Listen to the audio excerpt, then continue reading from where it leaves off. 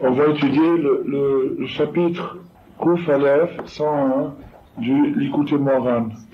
Et ce chapitre-là, c'est une Torah qui s'appuie sur un verset du Tehillim, et dans lequel on va ressortir, on va chercher plutôt la définition de l'homme.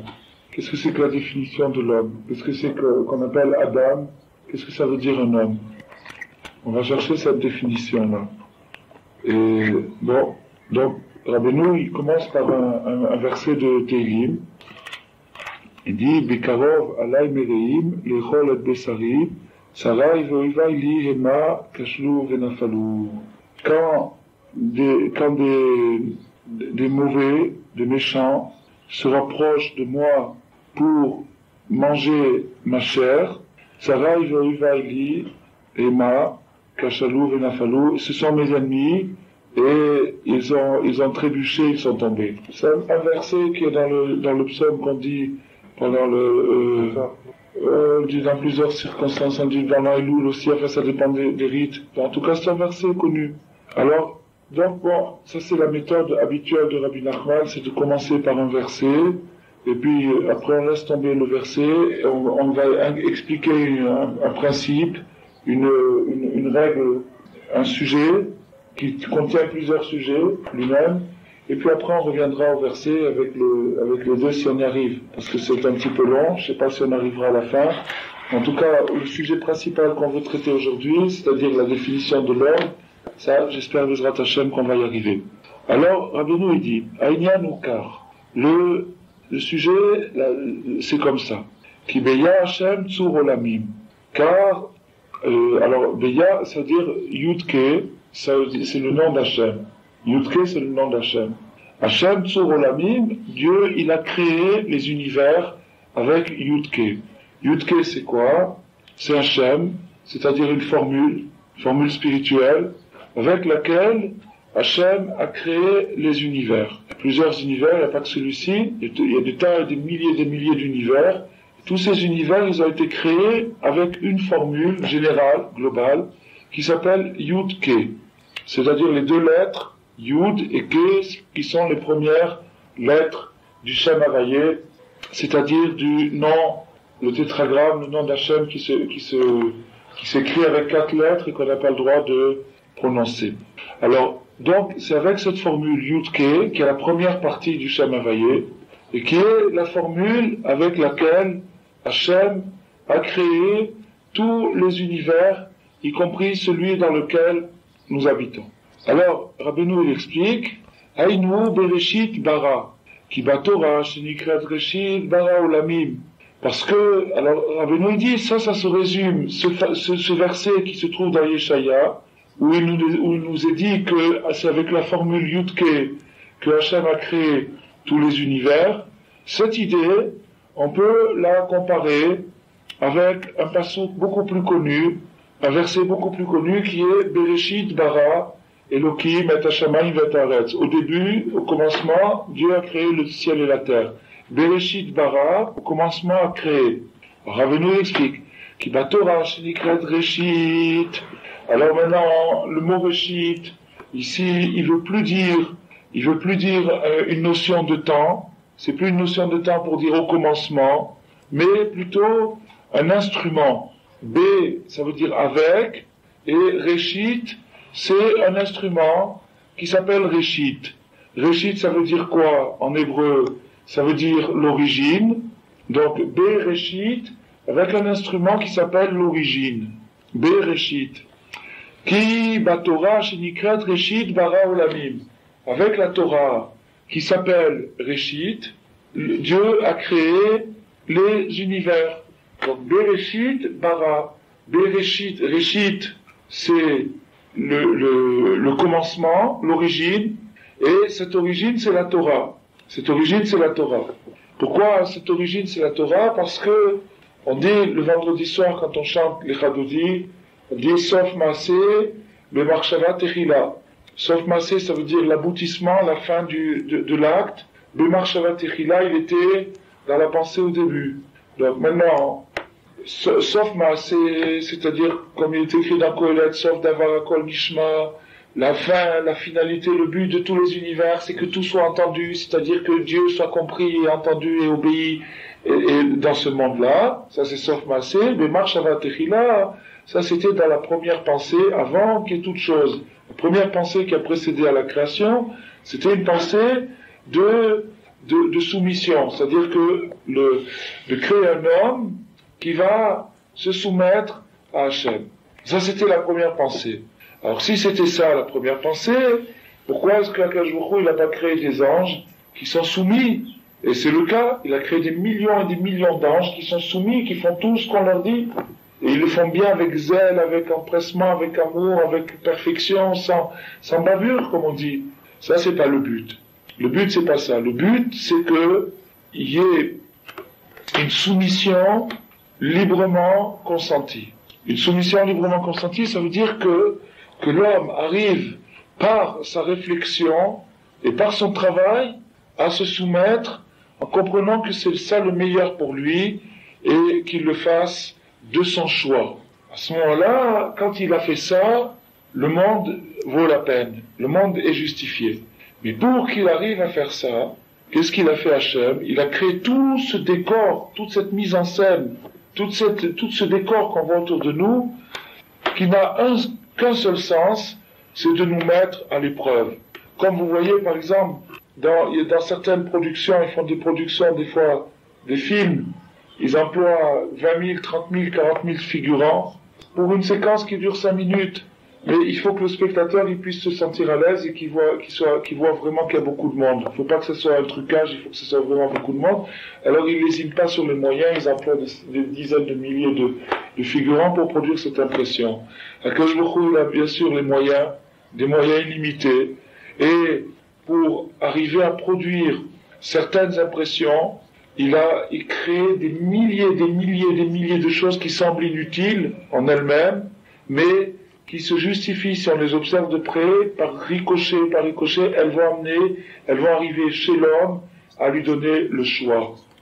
Par exemple, on ne comprend pas quel est le rapport, pourquoi il y a des plages désertes en Océanie, dans des îles, des atolls ou des îles complètement que personne va là-bas, et il y a des milliers, des centaines de millions de grains de sable, et d'insectes, et d'animaux qui sont là-bas, et etc. Et il y en a encore des milliards à côté, des milliards et des milliards et des milliards. On se demande quel rapport avec l'homme. Quel rapport avec l'homme? La chose a un rapport, et une personne qui arrive à lucidement voir la vie, il peut petit à petit être initié au rapport qu'il y a entre toutes ces choses et lui. Et tant qu'il n'est pas arrivé à ça, il doit simplement se contenter d'y croire, et ça c'est le sens de la vie.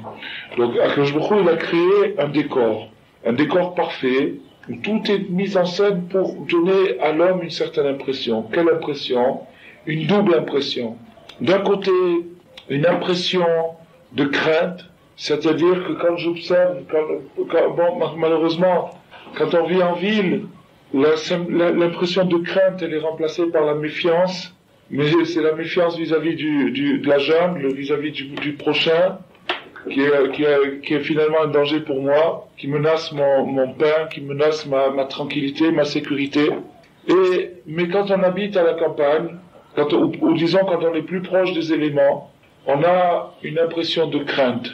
On a une impression de crainte parce que on observe, par exemple, on se promène dans la nature, c'est très joli, on voit un joli paysage, un beau panorama, on voit un beau paysage, et puis on regarde un petit peu de plus près, et on voit qu'il y a des chenilles qui sont en train de manger un escargot, ou bien des choses comme ça, et on se rend compte qu'il y a une rigueur dans la vie qu'on regarde. Si on observe bien, il y a des hommes, des savants qui ont mis des années, toute leur vie, par exemple, pour étudier la vie des abeilles ou la vie des fourmis, ou des choses comme ça. Quand on regarde le monde de près, quand on regarde de loin, c'est comme un tableau, on voit de loin, ça va.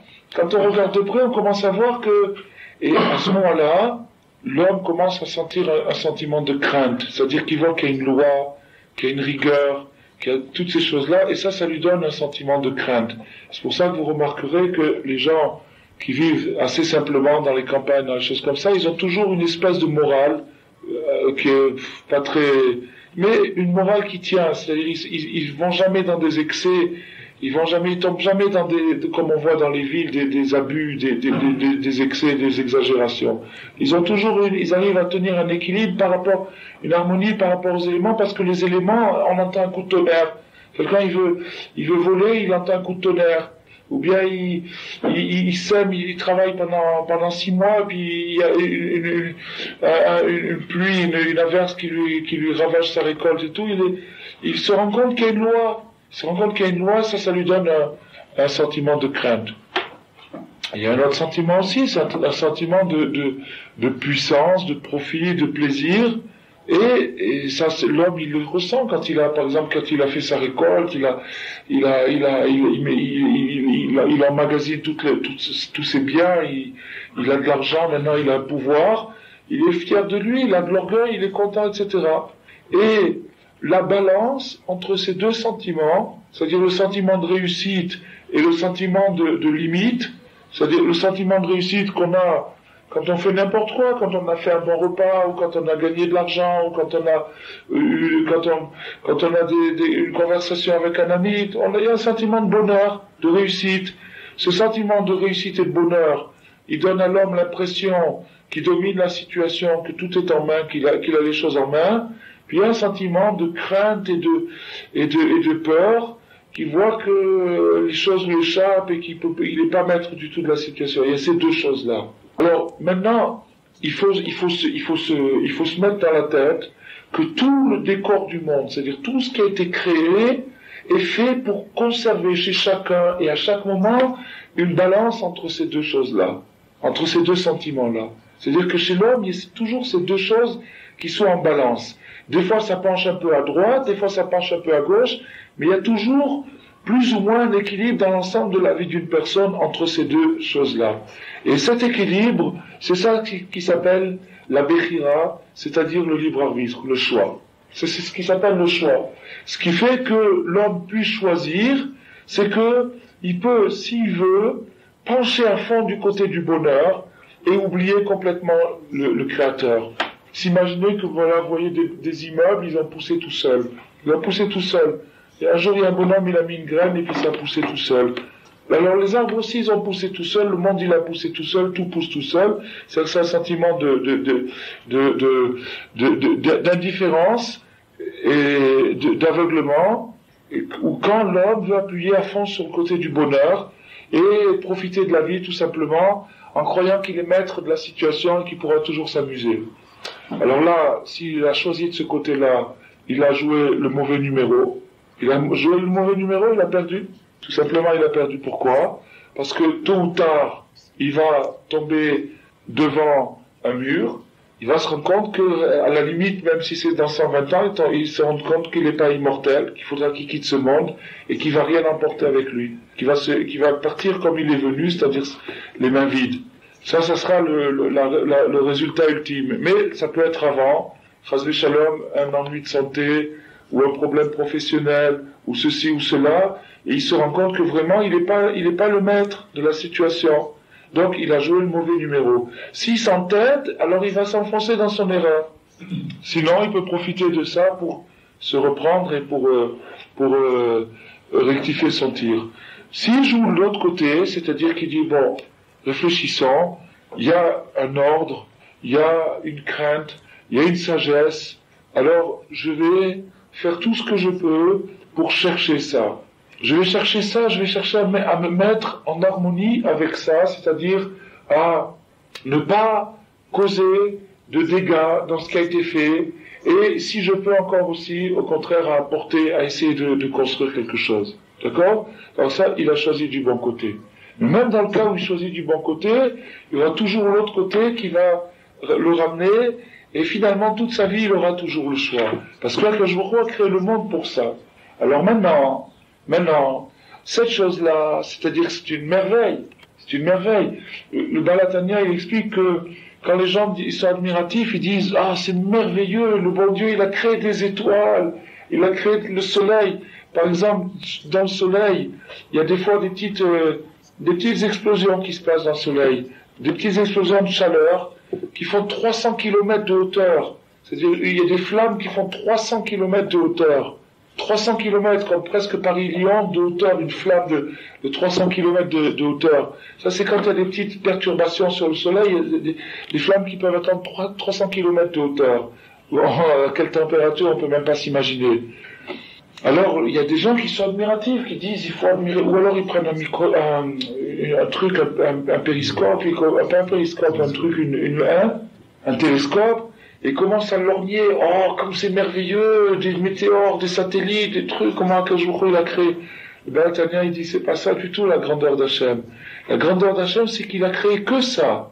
Qui s'est arrêté là. Il aurait pu créer 10 000 fois mieux et 10 000 fois plus grand et plus fort, et que par exemple l'homme il soit parfait, il puisse voler, il puisse penser à tout des trucs. Il aurait pu créer 10 000. Le Pélé, la grandeur d'Hachem, c'est Saranava. C'est comment il a pu restreindre sa puissance créatrice et ne faire que ça comme c'est, quitte à être incompris. C'est-à-dire que la plupart des gens qui vont venir des hommes qui vont venir sur Terre vont pas comprendre, et à la limite, celui qui comprend pas, il peut très rapidement devenir blasphémateur, c'est-à-dire insulter. On peut être un blasphémateur très gentil, très sympathique, tout simplement le matin se levant en disant quel sale temps, c'est déjà un blasphème. C'est déjà un blasphème, c'est ton temps, c'est à toi, c'est ton décor, on t'a payé pour ça, c'est toi on te doit quelque chose. C'est déjà un blasphème. Alors ça, c'est encore gentillet. Il y a pire que ça. Il y a des gens qui se mettent carrément en colère contre l'au-delà. Alors ça, c'est la nava d'Hachem, c'est la modestie, que Hachem accepte ce blasphème. Il accepte, on l'appelle Meler Alouv, c'est-à-dire un roi insulté, parce qu'il est en permanence insulté par l'homme. Et il subit cet affront-là, pour arriver à son but qui est le libre arbitre. C'est-à-dire, il préfère, par exemple, prenons un autre exemple. Quand on voit, par exemple, on voit qu'il y a des gens qui sont vraiment des crapules, faut dire le mot, des crapules qui font le mal, ils prospèrent, ils ont une belle villa, une piscine, tout ce qu'il faut, alors on comprend pas pourquoi Hachem il n'intervient pas. Pourquoi il n'intervient pas? Pourquoi est-ce qu'il ne le frappe pas? Il n'y a pas une foudre ou un truc qui lui tombe sur la tête, etc. Ou bien le contraire, on voit quelqu'un qui sert Hachem, qui se fatigue, qui essaye d'être scrupuleux, d'être honnête, etc. Et il lui arrive pépin sur pépin. On ne comprend pas du tout. La raison c'est la même, c'est pour garder l'équilibre. Parce que si jamais il y avait la punition immédiate des Réchaïm, c'est-à-dire de ceux qui désobéissent, et la récompense immédiate de ceux qui obéissent, il n'y aurait plus du tout le choix, tout le monde miserait sur le bon numéro. Si quelqu'un il peut voir quelle couleur elle a sa neshama quand elle ressort d'un mikvé, il y aurait la queue devant les mikvaot et les gens paieraient 100 francs pour rentrer se tremper, même si l'eau n'était pas très propre. Paieraient 100 francs, 200 francs, 300 francs, 500 francs. Celui-ci on pourrait voir. Hachem il a fait que les choses soient à l'envers, que ce soit caché, que ce soit difficile, que ce soit pas évident, etc. Mais avec un appel suffisamment fort. Il y a toujours les deux, et c'est ces deux-là qui font le libre choix.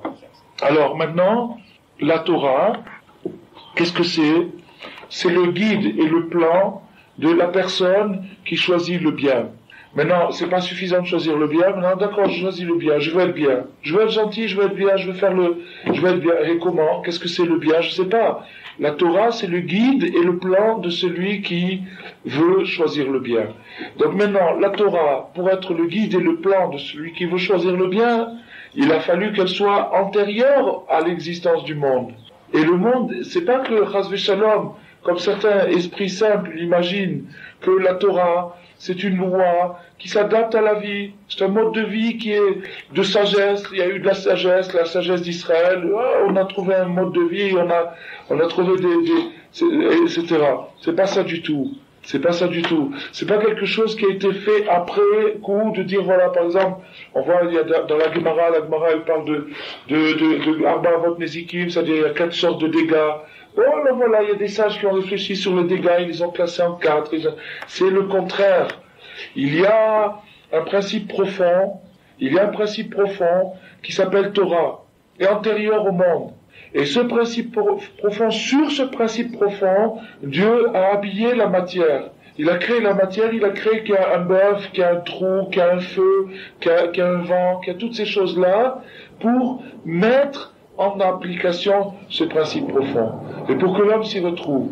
Donc maintenant, le monde entier qui a été créé pour le libre arbitre a été créé par la Torah et pour la Torah. Ça a été créé par la Torah et pour la Torah. Par la Torah, parce que tout ce qui existe a un sens d'après la Torah, et pour la Torah, parce que le but de toutes ces choses-là, c'est d'arriver à connaître Dieu à travers l'indication, à travers sa Torah. Bon, alors ça c'est pour ça qu'il y a marqué Bereshit. Ça c'est pour expliquer le mot Bereshit. Bereshit par la Torah. Réchit c'est la Torah. Réchit c'est l'origine, c'est-à-dire l'idée première, le plan. Ki Torah shenikrat Réchit bara olamim. Ki Yud ou asechel shel la Torah. Parce que Yud, la lettre Yud, c'est l'esprit de la Torah. Yud, c'est l'esprit de la Torah. Ve ou otiyot shel la Torah. Et la lettre He, c'est les lettres de la Torah. Donc il y a deux choses. Il y a Yud Ke, on a dit tout à l'heure, il y a Yud Ke. Yud, c'est l'esprit de la Torah. La Torah elle a un esprit. La Torah elle a un esprit. Et son esprit c'est Yud. Pourquoi c'est la lettre Yud et pas une autre lettre? Pourquoi? Parce que la lettre Yud, elle a deux particularités. Elle a trois particularités. Premièrement, elle a une particularité, c'est que c'est la seule lettre qui touche pas la terre. Regardez bien toutes les lettres de l'alphabet en hébreu, elles touchent toutes le sol. La seule lettre qui touche pas le sol, c'est la lettre Yud. Donc, le fait de ne pas toucher la terre, ça symbolise l'esprit. L'esprit, il est au-delà de la matière, bon. Deuxièmement, sa forme, c'est un point. Sa forme, le Yud, c'est un point. Tout simplement, c'est un point. Il n'y a pas de dessin, il y a juste un point. Bon, ce point, il est façonné. Quand le sophère écrit un Yud, il doit le façonner. Parce qu'il y a des symboles dans ce point. C'est pas un point parfaitement rond, mais c'est un point. Le point, ça veut dire le départ. Le départ de toute chose, c'est un point. Donc, encore une fois, la notion d'origine. Troisième raison, le Yud indique le chiffre 10. Et le chiffre 10, c'est le chiffre de la perfection, c'est-à-dire les 10 séphirotes, qui sont les 10 récipients, les 10 instruments avec lesquels tout peut se réaliser et tout se fait. Donc ça, c'est encore d'autres raisons, il y a encore d'autres raisons. Alors ça, c'est l'esprit de la Torah. L'esprit de la Torah, c'est Yud.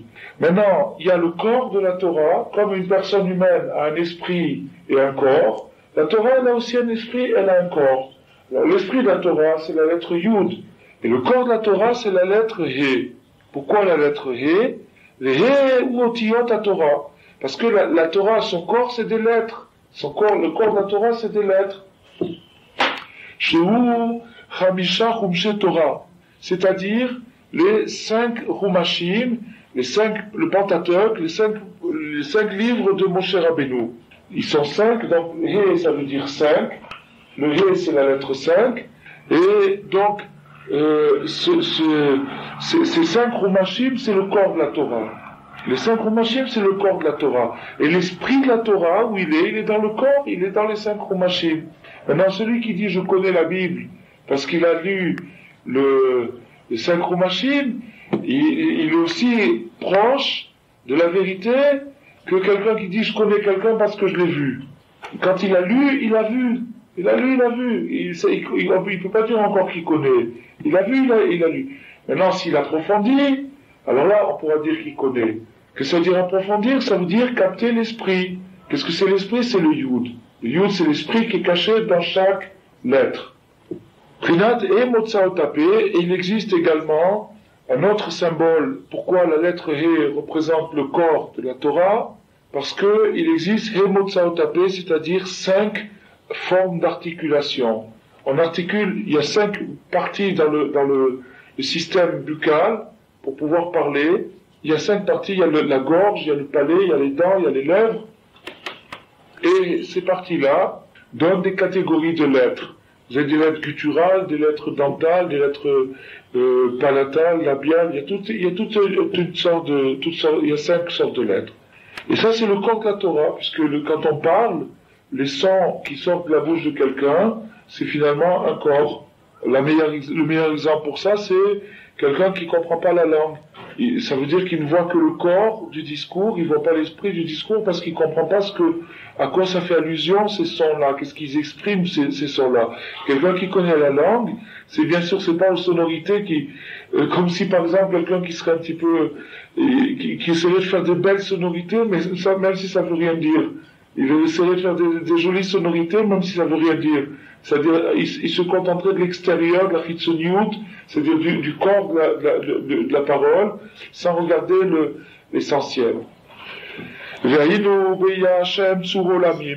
donc, on revient sur le verset du début, c'est par Yud-Ke, Yud étant l'esprit, Ke étant le corps, c'est par Yud-Ke, l'esprit et le corps de la Torah, que Dieu a créé tous les univers. Donc c'est pour et à travers ce modèle-là, ce plan, que HaKadosh Baruch Hu a créé les univers. Aïnou Torah shei Brinat Yudke, bara kol haolamim, par la Torah qui est dans le sens de Yudke, HaKadosh Baruch Hu a créé tous les univers. Bon, après cette introduction, à laquelle Bezrat Hashem on reviendra un petit peu plus tard, on va laisser totalement cette introduction-là et on va rentrer maintenant dans le vif de notre sujet. On a dit tout à l'heure que c'était la définition de l'homme, mais on ne pouvait absolument pas arriver à cette définition sans passer par cette préface-là, cette introduction qu'on a fait. Donc voici maintenant Rabbeinu qui va nous parler de la définition de l'homme. Urtiv, Adam, Atem. Il est dit Adam, Atem. Vous êtes l'homme. C'est un pasouk. Alors, Vedarshu Chazal et les Rachamim ont déduit de ce pasouk, de ce verset où il dit vous êtes l'homme. Et quand il dit vous êtes l'homme, c'est un verset qui s'adresse au clan d'Israël. Au clan de l'Israël, c'est-à-dire au peuple juif, le prophète dit Adam, Atem, vous êtes l'homme. Vous êtes l'homme. Alors, les Chachamim, ils ont serré ce verset, ils ont cherché l'esprit de ce verset, ils sont arrivés à la conclusion, Adam, Atem, vous êtes l'homme, alors les autres, alors ils ont dit, Atem, Kerouim Adam, Ven Akum Kerouim Adam. Vous êtes appelés l'homme, et les idolâtres ne sont pas appelés l'homme.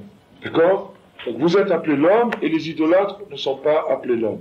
Alors maintenant, qui c'est vous? Akoum n'est pas Goy. Akoum, justement, j'ai bien précisé. On va rentrer dans ce sujet-là. Qui c'est vous et qui c'est eux? À qui on parle et qui on exclut?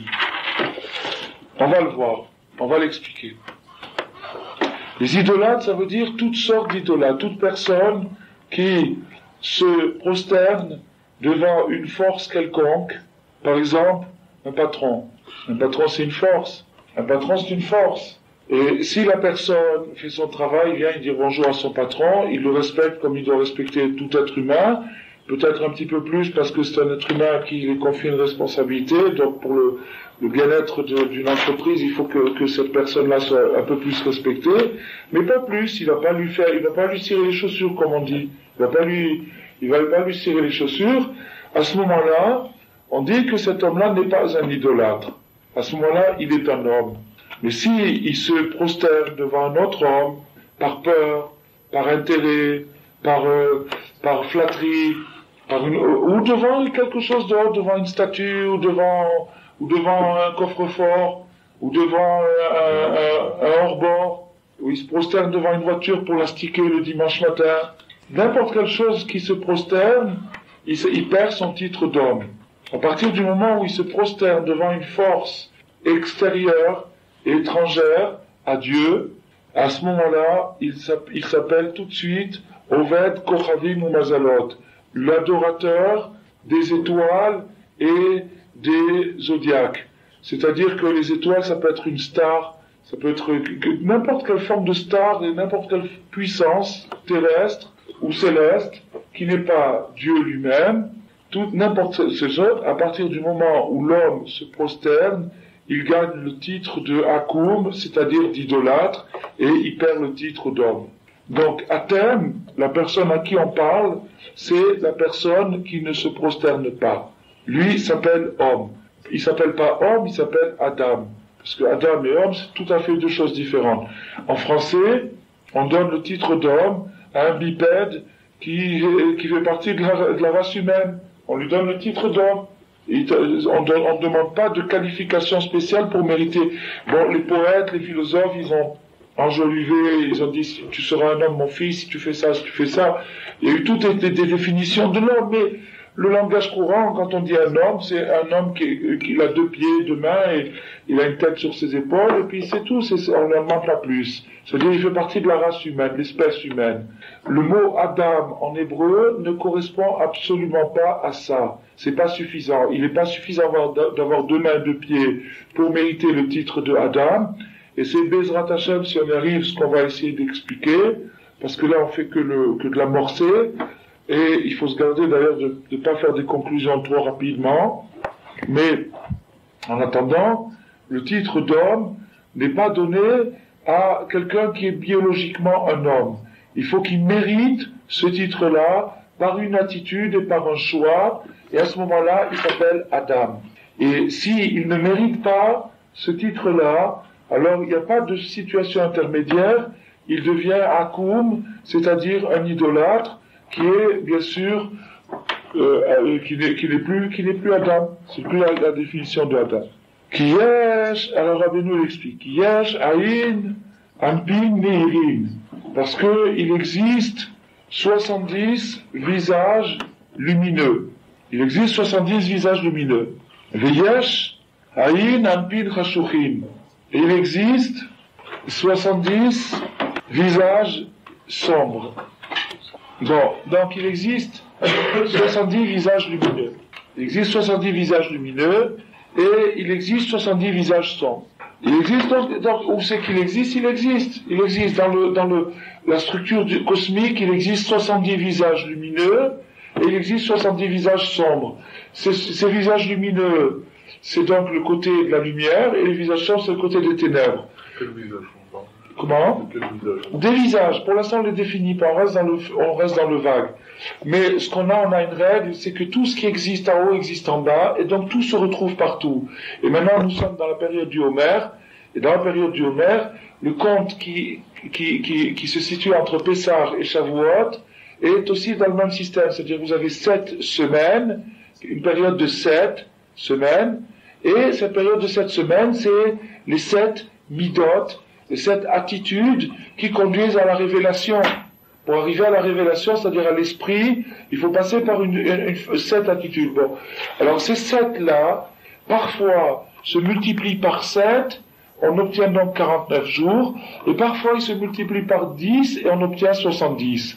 La raison pourquoi ils se multiplient parfois par 7 et parfois par 10, elle appartient aux Mekoubalim, aux Kabbalistes, mais on peut l'évoquer très vaguement. C'est que le 7, c'est à partir du cou jusqu'au pied, c'est-à-dire la partie du corps, et 10, c'est le corps plus la tête, puisque la tête se compose de 3 Chokhmah Binada, de trois phases, donc 7 et 3, 10, et quand on démultiplie les midot par 10, ça veut dire qu'on tient compte de l'ensemble, tandis que quand on les démultiplie par 7, on ne tient compte que d'elle-même en elle-même, et ça c'est la différence du cycle. Donc on a encore plus de valeur au corps, là. Comment? On a encore plus de valeur au corps.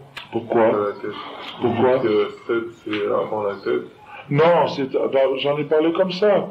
Non, mais, bon. Ça dépend. Des fois, on regarde les choses de bas en haut et des fois de haut en bas. D'accord. Quand on regarde de bas en haut, par exemple, dans la Sfirat HaOmer, on regarde de bas en haut. Dans la Sfirat HaOmer, on regarde de bas en haut. C'est-à-dire qu'on prend le problème à la base et on commence à travailler, jusqu'à ce qu'on remonte à la révélation. Puis des fois, on fait le contraire. Des fois, on part dans l'autre sens. Bon.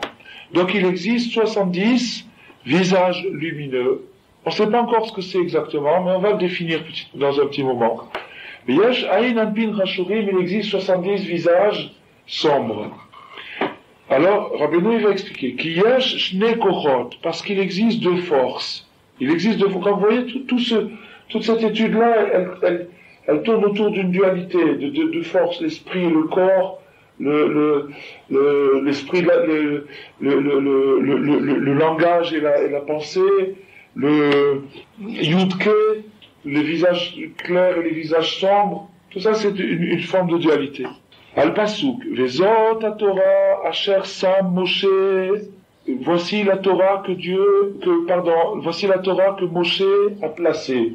Vezot Torah Asher Sam Moshe, tout le monde connaît ce verset. Vezot Torah Asher Sam Moshe, voici la Torah que Moshe a placée. C'est un verset qu'on dit très souvent, par exemple, il y en a qui le disent au moment où on élève le Sefer Torah. Vezot Torah Asher Sam Moshe. Les Chachamim, ils ont attrapé le mot Sam, et ils l'ont observé de près, et ils ont vu une indication supplémentaire à part le sens commun, c'est-à-dire Sam, il l'a placé. Comme on dit Sim, Shalom, place la paix. Mais le mot Sam veut dire il l'a placé, c'est au passé, à la troisième personne. Mais Sam veut dire autre chose. Sam, ça veut dire une drogue. Une potion, un médicament, quelque chose, un Sam. Un Sam, c'est une drogue, un ingrédient. Alors, les Chachamim, ils ont dit, Vezot à Torah, et cette Torah-là, Asher Sam Moshe, que Moshe a, on pourrait dire peut-être, je sais pas quel mot on pourrait dire, en tout cas, il a indiqué dedans la notion de potion. Une potion, un ingrédient. Alors les Chachamim, ils ont dit, Zachar, si l'homme est pur, Naselo Sam Chayim, la Torah devient pour lui Sam Chayim, une drogue de vie, c'est-à-dire un médicament, une guérison, Sam Chayim. L'Ozacha, s'il n'est pas pur, l'Ozacha, c'est-à-dire, en vérité, on traduit l'Ozacha en général par il n'a pas mérité. Mais le mérite, c'est pas quelque chose de magique, c'est pas comme on dit, l'Ozacha, il n'a pas gagné le tiercé ou il n'a pas gagné le loto, c'est pas ça du tout. L'Ozacha, c'est la chose zikour, c'est-à-dire il s'est pas purifié, il n'a pas travaillé là-dessus. L'Ozacha, il s'est pas cassé la tête. Naselo, Sam, Mavet. La Torah devient un poison. La Torah devient un poison, la Torah elle-même. C'est-à-dire que si l'homme réussit par son travail, à capter le côté positif, il y a Shnekorot, il y a deux forces. S'il arrive par sa recherche et son honnêteté, il va capter le côté positif, et ce côté positif va devenir une guérison pour lui. L'Ozacha, s'il cherche pas, il se casse pas trop la tête, Naselo, Sam Mavet. La Torah va devenir pour lui un poison. Et donc, puisque les deux forces se trouvent dans la Torah elle-même, alors je comprends maintenant pourquoi, tout ce qu'on a dit tout à l'heure sur le livre arbitre, que maintenant c'est par la Torah que tout va se jouer. C'est que si dans la Torah il n'y avait pas cette possibilité d'erreur, s'il n'y avait pas une possibilité d'erreur, s'il n'y avait pas une possibilité de poison dans la Torah elle-même, à ce moment-là, il suffirait qu'un homme connaisse la Torah une fois dans sa vie, et il deviendrait un malach, il serait changé, il serait un ange. Mais la Torah, jusqu'à Mashiach, va demeurer problématique. Problématique, ça veut dire quoi? Comme tu veux, à la carte. Comme tu veux, tu choisis. Tu veux, c'est un médicament. Tu veux pas, c'est un poison. C'est-à-dire, ouais, ça y est, je suis dans la Torah, je suis guéri, je suis sauvé, je fais partie des bons, je fais partie des hommes, et les autres, c'est pas des... Non, tu peux pas dire ça. Voilà. C'est une recherche permanente.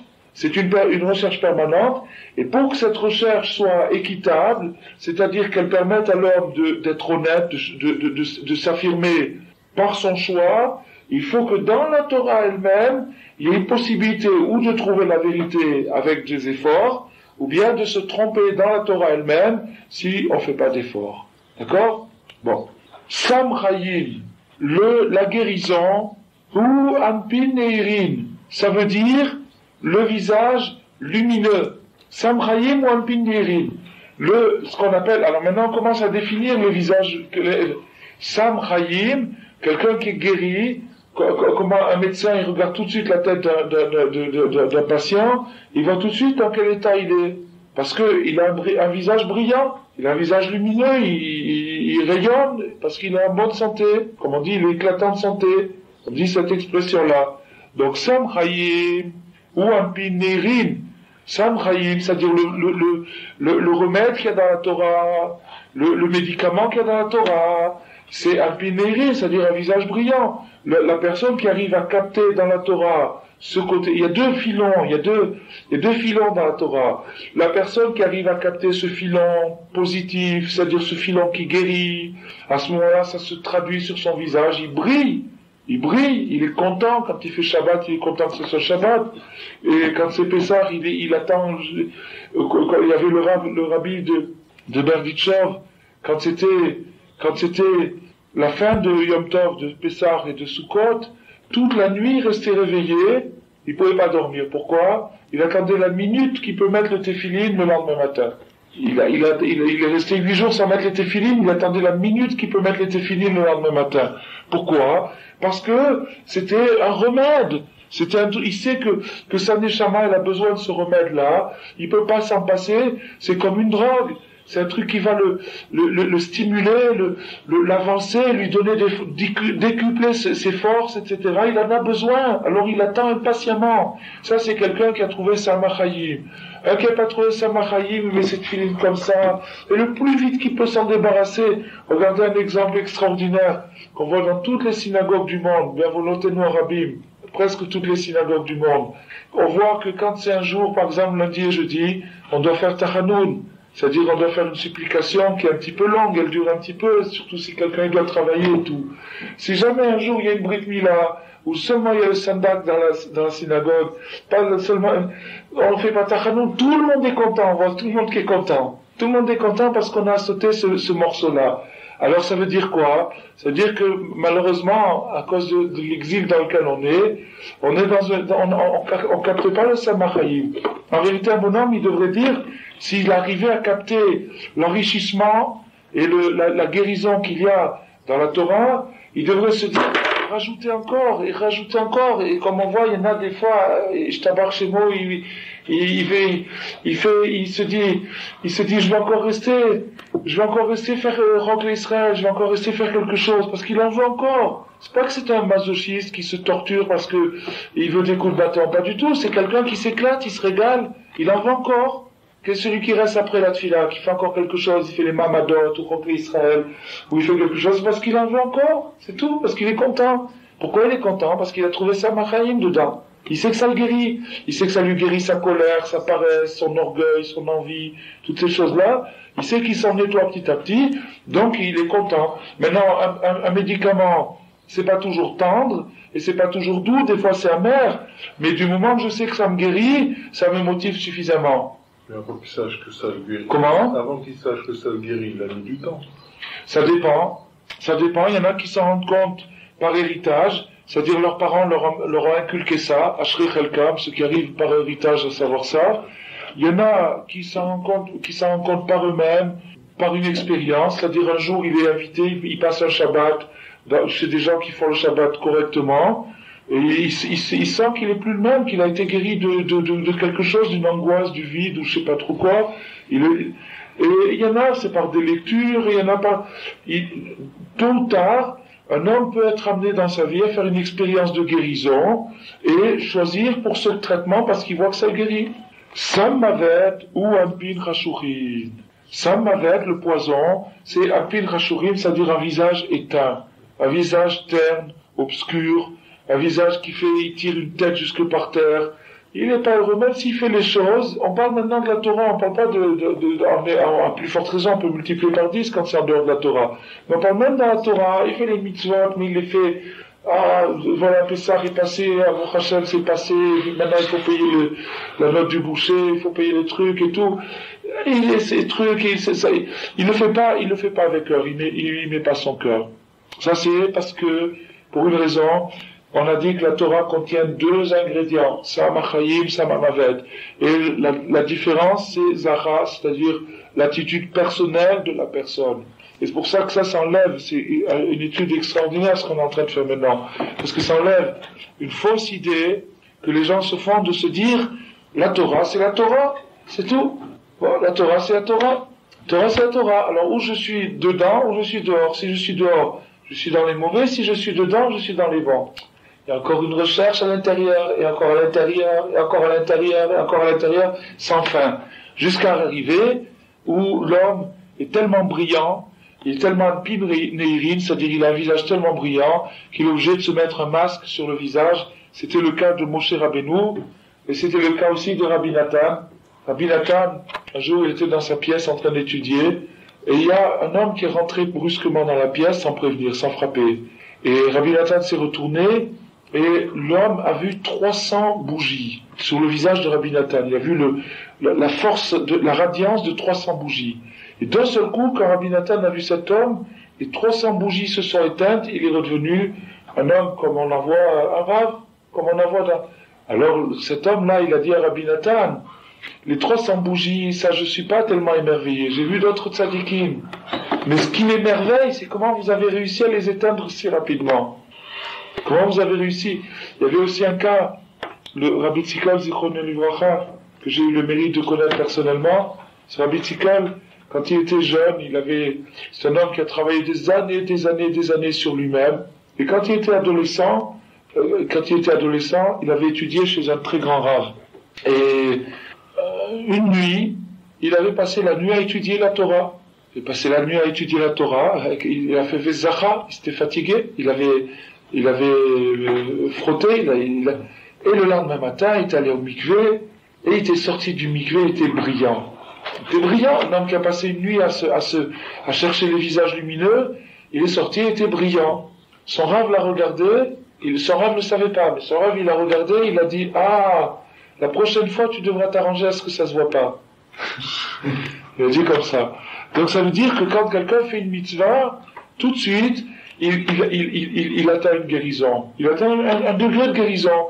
Maintenant, il y a des fois où on est tellement malade qu'il en faut des tonnes et des tonnes et des tonnes et des tonnes. Mais en attendant, chaque mitzvah, selon l'engagement qu'il y a dans la mitzvah, et l'importance, et le cœur que la personne y met dedans, elle appartient à la catégorie de Zachar, et automatiquement, il y a un changement sur son visage qui se produit.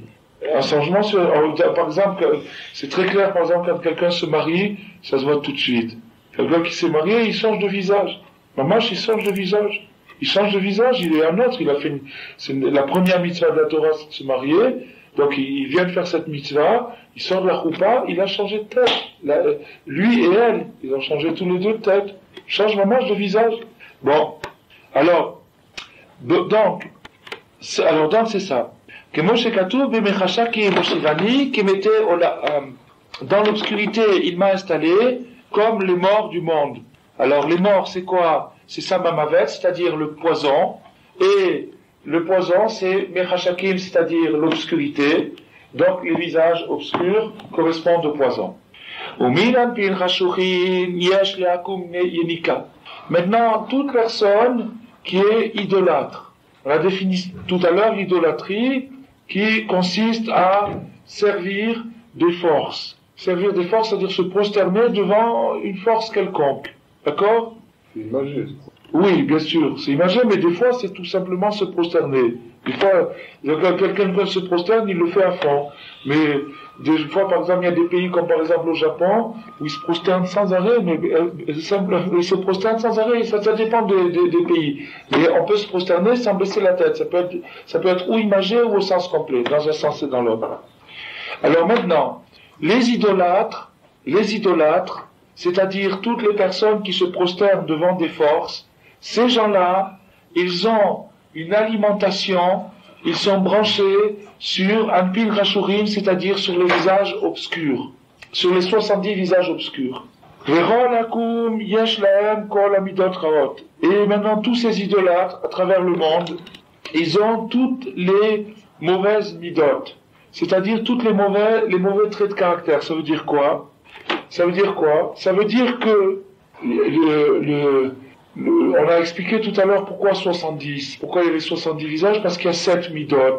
Il y a 7 midot, c'est-à-dire il y a 7 traits de caractère principaux. Et ces 7 midot-là, ces 7 traits de caractère principaux, ils se multiplient par 10 comme on a expliqué tout à l'heure. Donc maintenant, les 70 visages obscurs se retrouvent dans toute personne qui est idolâtre. C'est-à-dire toute personne qui est idolâtre du fait qu'elle est idolâtre, elle est branchée sur le poison, et automatiquement toutes ces midotes, c'est-à-dire toutes ces attitudes sont fausses.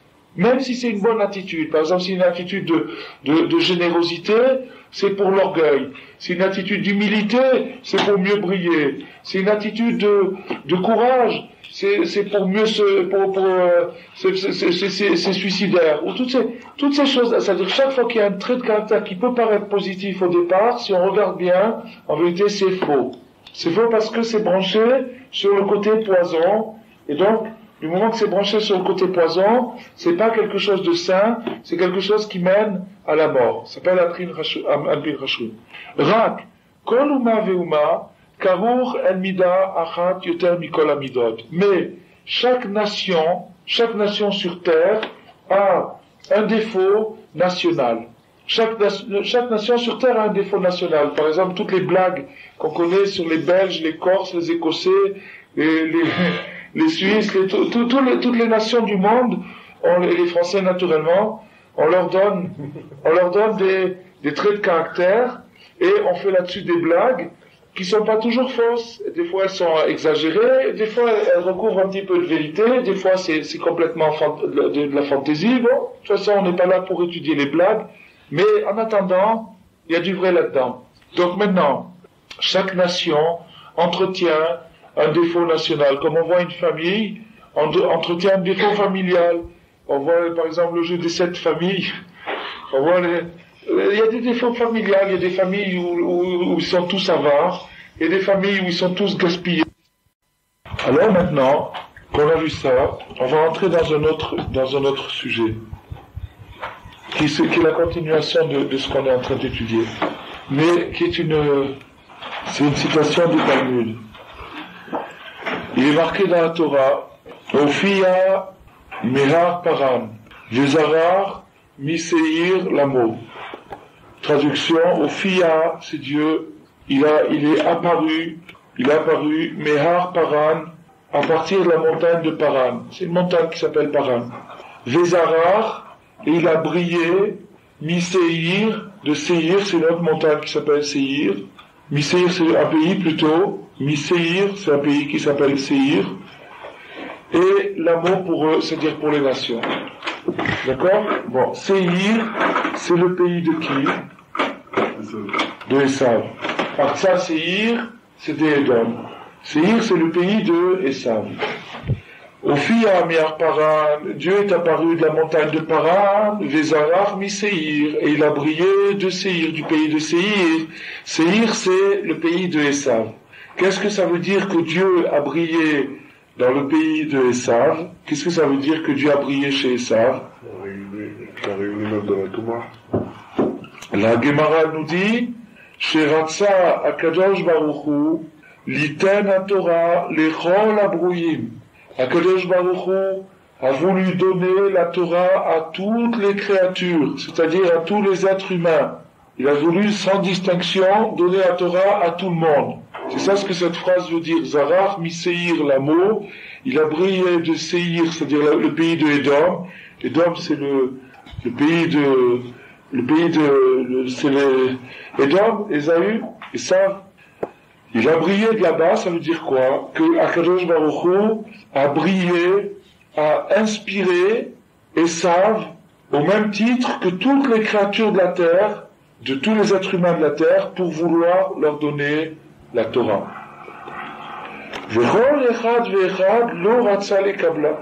Et chacun a refusé de la recevoir. Chaque nation a refusé de recevoir la Torah. Pourquoi? Mahma Shishamu, Sheota Mida Shem Kruchim Acharea Asra Torah. Parce qu'ils ont entendu, quand ils ont entendu la Torah, naturellement, ça s'est passé d'une manière qu'on ne peut pas tellement s'imaginer. On peut penser qu'il s'agit de la même façon que la Torah n'a pas été donnée au peuple juif directement, mais par l'intermédiaire d'un prophète, c'est-à-dire par l'intermédiaire de Moshe. De la même façon, quand la Torah a été proposée aux nations, elle a pu ne pas être proposée à toutes les nations d'un seul coup et d'une manière populaire et globale, mais plutôt dans l'inspiration de tel ou tel penseur qui était de telle ou telle nation, et que s'il avait capté cette chose-là, il aurait pu le rendre à sa nation, c'est-à-dire convertir, c'est-à-dire faire que toute cette nation adhère à la Torah. Mais ça s'est pas produit. Pourquoi? Parce que chaque fois qu'un penseur païen, idolâtre, a été touché par l'appel d'Hachem dans la Torah, c'est-à-dire par l'inspiration d'Hachem, il a envisagé, il a prolongé les conséquences de cet appel, qu'est-ce que ça implique, à quoi ça va m'amener si je continue dans ce sens de recherche. Je vois que je pourrais plus voler tranquillement, ou bien je vois que je pourrais plus me goinfrer tranquillement, ou je vois que je pourrais plus faire ceci tranquillement ou cela. Du moment que ça c'est la chose qui m'intéresse le plus. Pourquoi? Parce que c'est mon défaut national, c'est mon trait national, et ça pour rien au monde je ne veux pas le lâcher, alors je préfère me passer de Torah. Voilà ce qui s'est produit historiquement, d'une manière générale, avant Matan Torah, avant que la Torah soit proposée aux Juifs. Avant que la Torah soit proposée aux Juifs, elle a été proposée à toute l'humanité, réciproquement à chaque nation, mais chaque nation a refusé pour une raison générale, c'est de ne pas se soumettre sur un point auquel je tiens le plus. Donc, ça c'est une manière générale, c'est-à-dire que dans l'ensemble de l'humanité, il y a des nations, et ces nations-là ont été inspirées par Hachem. Hachem a voulu que tout le monde entier le serve, mais les nations ont refusé parce que ça les gênait sur un point qui leur était plus précieux que la vérité et que la Torah elle-même. Donc ils ont refusé. Quand il est venu chez le peuple juif, il a proposé la Torah au peuple juif et le peuple juif a accepté. Quand on dit que le peuple juif a accepté, ça veut dire qu'il a résolu son problème tout de suite et qu'il est arrivé à se débarrasser de ses défauts tout de suite. Mais ça veut dire qu'il a consenti à l'effort. Et qu'au contraire, dans les nations, ce qui s'est produit, c'est un refus à l'effort sur un point précis. Même si j'accepte parce que chaque fois qu'une nation a refusé, elle n'a pas refusé. Par exemple, une nation qui est voleuse, elle n'a pas le crime, elle était d'accord de pas tuer et de pas commettre d'adultère, mais le vol, ça, il faut pas nous enlever ça. Tout ce que vous voulez n'est pas ça. Tout ce que vous voulez n'est pas le vin rouge et le camembert. C'est-à-dire, chacun il a son truc. Moi j'ai connu des gens qui pouvaient pas faire chouva parce qu'à l'époque il n'y avait pas des croissants cachers. Maintenant on trouve tout cacher. Mais à l'époque on trouvait pas des croissants cachers et la personne n'arrivait pas à faire chouva à cause de ça. C'est-à-dire, en total ça veut dire quoi? Tout ce que vous voulez n'est pas les croissants. C'est ce que vous voulez, je peux me priver de ce que vous voulez, mais pas du croissant. Faites pitié pour les croissants. Voilà. Alors là, c'est le croissant, l'autre c'est chacun, bon, c'est pas la peine d'énumérer trop d'exemples, puisque chacun il s'est placé dans les croissants. Dans le croissant, il peut se placer dans n'importe quoi. Il est multiforme, multicarte et multinational. Bon. Donc maintenant, quand il a vu que cette chose-là, c'était interdit, que ça marchait, c'était pas compatible, c'est-à-dire voilà, c'est une incompatibilité. C'est-à-dire maintenant, on vient présenter un système. Mettons par exemple, on propose à quelqu'un une maison extraordinaire, un beau logement, etc., avec une situation formidable et tout, mais ce bonhomme-là, il est asthmatique, et dans cette région-là, c'est une région humide. Le climat humide, ça convient pas aux asthmatiques, donc pour lui, c'est rayé. C'est incompatible avec son problème principal dans sa vie. Il a un problème d'asthme, et cette région, elle est désastreuse pour l'asthme, donc ça y est. Bon. La même chose pour la Torah. La Torah, elle est merveilleuse. Et ça, tout le monde le voit. Tous les penseurs du monde le voient. C'est quelque chose de fantastique, la Torah. Et quelqu'un qui réfléchit un petit peu, elle est merveilleuse. Elle a inspiré les poètes, elle a inspiré les artistes, elle a inspiré les musiciens, elle a inspiré les politiciens, elle a inspiré les législateurs. Tout l'Occident entier est pétri de Torah. Et l'Orient aussi, tout est pétri de Torah. Donc, tout le monde a vu la beauté de la Torah. Mais, quant à la recevoir, attention, si je sens qu'il va falloir que je lâche mon petit truc préféré, mon petit défaut favori, alors là, ça va pas. Alors ça, ce yiouch, c'est-à-dire ce renoncement, cette résignation de tout l'ensemble pour un point, ça s'appelle akoum, c'est-à-dire c'est rentrer dans le cadre de l'idolâtrie et du paganisme. Alors que le cadre d'Israël, le programme d'Israël, c'est de se dire, voilà, on part au départ, on est démoli, on est abîmé, on a des mauvaises midotes, on a de l'orgueil, on a de la colère, on a de la paresse, on a de l'envie, on a toutes ces choses-là, mais on veut s'arranger. Et même notre petit défaut principal, on dit en français, il y a des péchés mignons, des petits défauts sympathiques. Même ce petit défaut sympathique, on veut, comme on dit, en venir à bout tôt ou tard. Un jour, on en viendra à bout. Et on accepte, on est consentant d'un jour de l'éliminer. À ce moment-là, ça s'appelle rentrer dans le peuple juif. Rentrer dans le clan Israël. Rentrer dans le clan Israël, ça veut dire s'engager à un combat où on sait qu'un jour, il faudra se défaire et se débarrasser de la chose qui nous tient le plus à cœur dans le mauvais sens. C'est-à-dire la chose, le vice, le défaut qui nous tient le plus à cœur, un jour ou l'autre, il faudra qu'il nous quitte. Ça prendra le temps, ça peut prendre 20 ans, 30 ans, 40 ans, c'est pas grave, mais un jour ou l'autre, il aura pris son compte. Alors à ce moment-là, ça s'appelle être juif. Ça, c'est et un Baal Tshuva, c'est ça. Un Baal Tshuva, c'est quelqu'un qu'on lui présente la Torah, et il se rend compte, il est pas bête, il voit bien il voit le programme où c'est qu'il aboutit, il voit ce que ça implique, il se dit, c'est pas possible, mon truc, il marche pas tellement bien avec ce système-là. Bon, ben alors tant pis, je joue le jeu, je rentre, et puis on verra le plus... C'est un corban. Comment? C'est un corban. Ouais, c'est un sacrifice. C'est un sacrifice. Bien qu'au début, il donne pas grand-chose. Au début, des fois, on donne beaucoup. Des fois, le début peut coûter beaucoup. Mais en général, Akadosh Baruch Hu, il fait toujours un petit rabais au début. Il fait que les choses soient pas trop difficiles au début. Mais tôt ou tard, il va falloir passer à la caisse. C'est-à-dire, tôt ou tard, il faudra se débarrasser de ce défaut parce que c'est ça le sens de la vie. C'est ça le sens de la vie. Et c'est ça ce qui s'appelle servir Dieu. Alors, ça c'est le programme du clan Israël. Et c'est le stade ultime de la perfection, ça. À la fin, oui, à l'aboutissement, mais au départ, non. Au départ, l'ange dans le ciel, il a dit, Alléluia, Ovdei Avodazara, Alléluia, Ovdei Avodazara. Ceux-là, c'est des idolâtres, et ceux-là, c'est des idolâtres. Qui c'est ceux-là?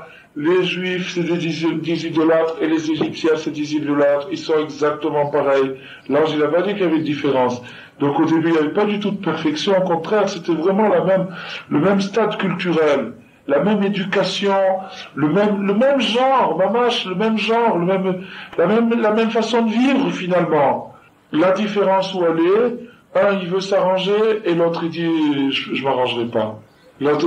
Comment vous avez des fumeurs, qui disent moi un jour je m'arrêterai de fumer. Il essaye ce truc-là, il essaye de s'attacher la main, il essaye de cacher son paquet, il essaye tous les trucs qu'il peut, il se plante, jusqu'un jour, s'il tient le coup, il arrivera à s'arrêter. Puis vous avez des fumeurs qui, depuis le début, qui disent non, moi je m'arrêterai jamais, et puis j'ai pas du tout l'intention de m'arrêter, j'en ai besoin pour mes nerfs, etc. Ils se donnent des justifications, celui-là il arrive. C'est ça la différence entre l'un et l'autre, c'est tout. Parce qu'au point de départ, on est tous, le monde, on a vu, on vit dans une atmosphère qui est corrompue, et surtout dans notre génération, on le voit encore plus, l'influence que l'exil il a porté sur nous, que midot akoum, c'est-à-dire des traits de caractère idolâtres, on en a tous. Jusqu'ici, on en est rempli de caractères qu'on a pris dans le pays où on a vécu, selon l'origine de la personne. Mais quelle est la différence? J'espère m'en débarrasser, je veux m'en débarrasser. Je rentre dans un centre pour me débarrasser, comme un gars qui s'inscrit à une cure contre le tabac ou contre l'alcool, de désintoxication, même s'il n'est pas forcément gagnant, mais en tout cas, il fait le premier pas pour s'en débarrasser. Donc la Torah, c'est aussi une cure de désintoxication. C'est-à-dire, c'est une désintoxication de tous les vices de la terre. Et donc, le type qui rentre là-dedans, il n'est pas sûr de gagner au début, mais il veut donner une chance à gagner. Il veut donner une chance de ce côté-là. Ça, c'est la détermination du juif. Et maintenant, toute personne qui a des qui a un mauvais caractère, toute personne qui a un mauvais caractère,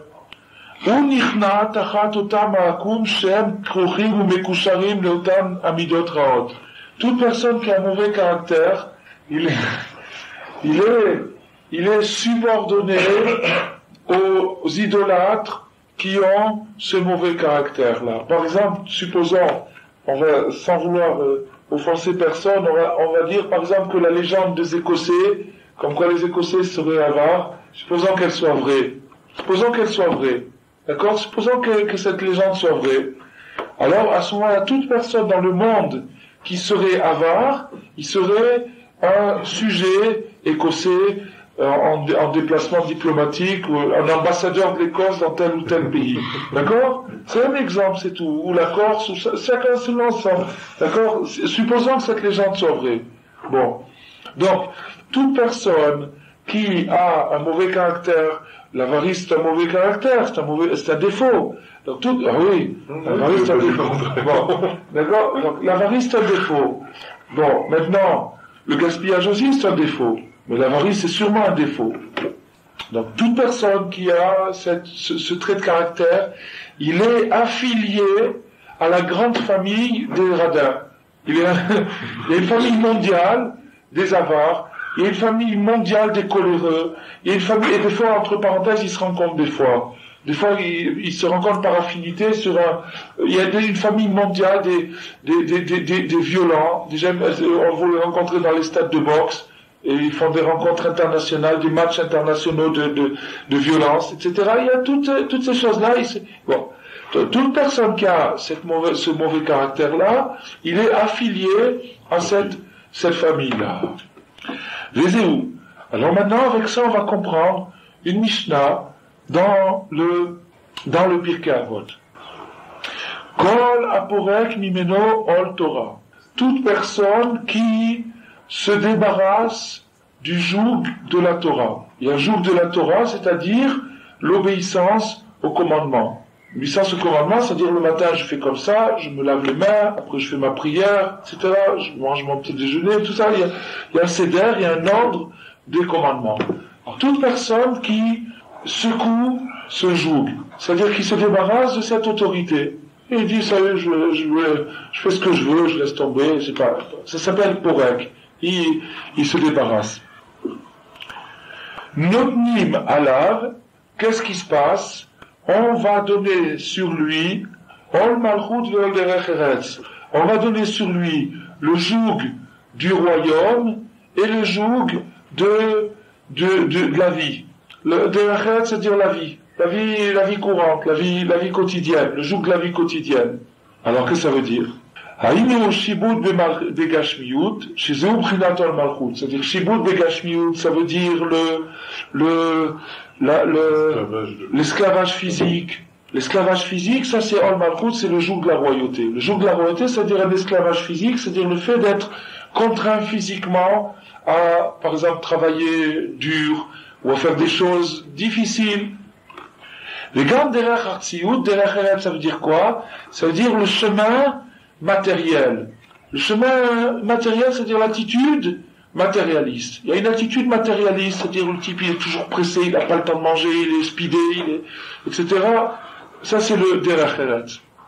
Dainu, amidot raot shel haakum, c'est-à-dire les mauvais côtés des idolâtres. C'est-à-dire que quand quelqu'un se débarrasse du joug de la Torah, on lui donne le joug des idolâtres. C'est-à-dire le joug des idolâtres, vous voyez des types, vous voyez par exemple, vous voyez dans Paris, vous vous promenez dans Paris, vous voyez des fois, il pleut en plein hiver, et vous voyez une queue de 200 mètres, des gens qui font la queue, qui sont sous le joug des racheret, c'est-à-dire du chemin de la matière, c'est-à-dire ils veulent aller se régaler, voir un nouveau film, une première et tout, ils sont capables de souffrir, de s'infliger à eux-mêmes une torture terrible, et ça fait que peut-être que ça sera bien, peut-être que ça va pas lui plaire, peut-être qu'il va même pas en avoir pour son argent, il va être déçu. Il faut s'appeler la critique. Mais la critique, elle peut être trompeuse.